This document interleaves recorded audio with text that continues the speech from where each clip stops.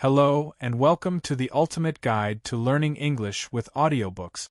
I'm your name or channel name, and today, we're embarking on a journey to supercharge your English skills through the magic of audiobook. Whether you're a beginner just starting out, an intermediate learner looking to level up, or an advanced speaker aiming to master the nuances of the language, this guide is for you. Over the next hour, or however long you stick around, we'll explore why audiobooks are a secret weapon for language learning, how to pick the perfect one for your level, and my top recommendations with little sneak peeks to get you excited. So, grab a cup of tea, your favorite headphones, or just listen while you're on the go. Let's dive in. Chapter 1: Why Audiobooks Are Your Language Learning Superpower. Picture this. You're sitting in a cozy cafe in London, or maybe strolling through New York City, and all around you, people are chatting away in English. You hear the rhythm of their words, the rise and fall of their voices, the way they stretch a vowel or clip a consonant.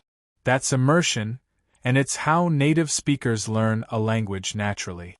Now, you might not be able to hop on a plane right now, but audiobooks? They bring that immersion straight to you. When you listen to an audiobook, you're not just reading words on a page, you're hearing them come alive.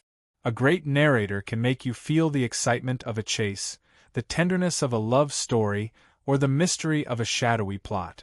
And as you listen, your brain starts to soak it all up. The pronunciation, the intonation, even the little pauses that make English sound, well, English.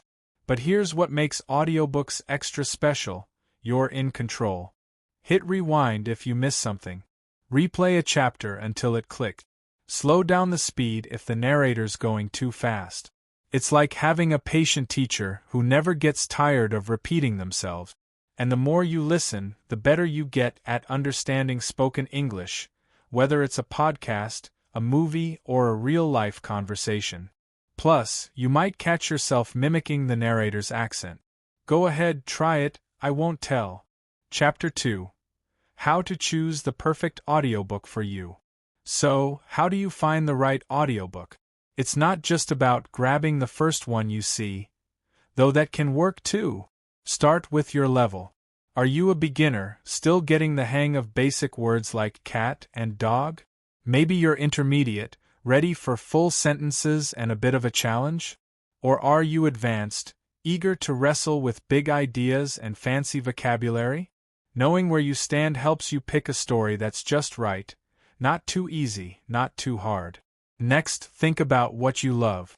If you're into dragons and magic, a fantasy tale might keep you hooked. Love a good whodunit?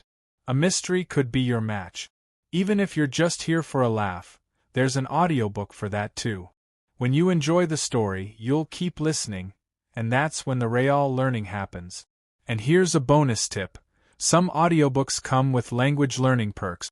Look for ones with glossaries to explain tricky words, adjustable speeds, or even summaries at the end of each chapter. Platforms like Audible or LibriVox, where you can find free public domain books, sometimes have these features. It's like having a built-in tutor.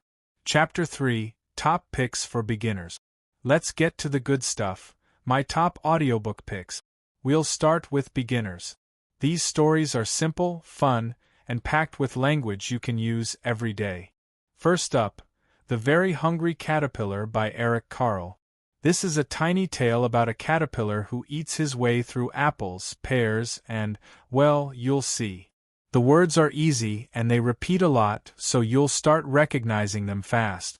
Here's a little taste. On Monday, he ate through one apple. But he was still hungry.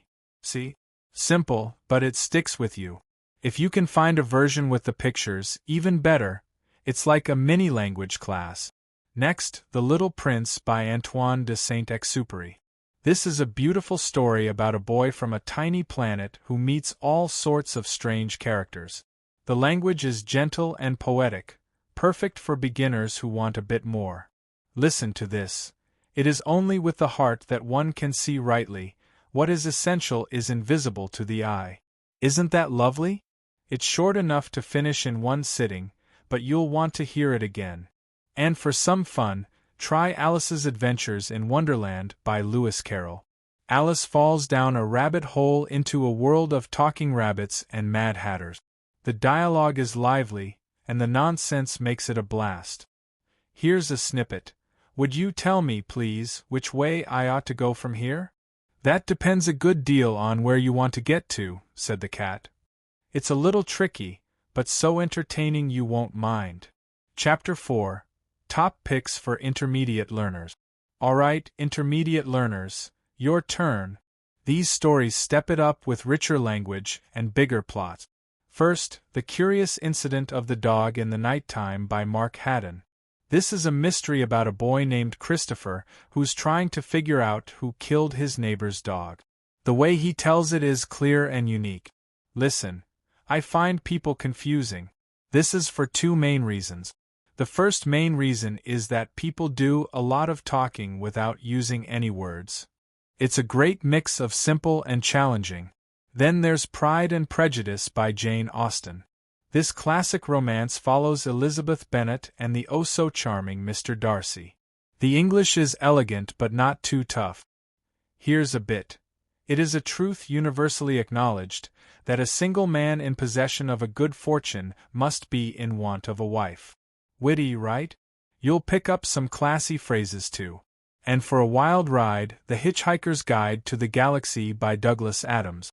This sci-fi comedy is about a guy named Arthur Dent who gets whisked into space. It's fast and funny, try this. Don't panic. That's the motto, and you'll hear plenty of quirky British slang to spice up your English. Chapter 5. Top Picks for Advanced Learners. Finally, advanced learners, you're ready for the big leagues. These books are deep, complex, and oh so rewarding. Start with 1984 by George Orwell. This dystopian thriller is about a world where Big Brother watches everything. The language is intense and thought-provoking. Here's a line. Who controls the past controls the future. Who controls the present controls the past. It's a workout for your brain and your ears.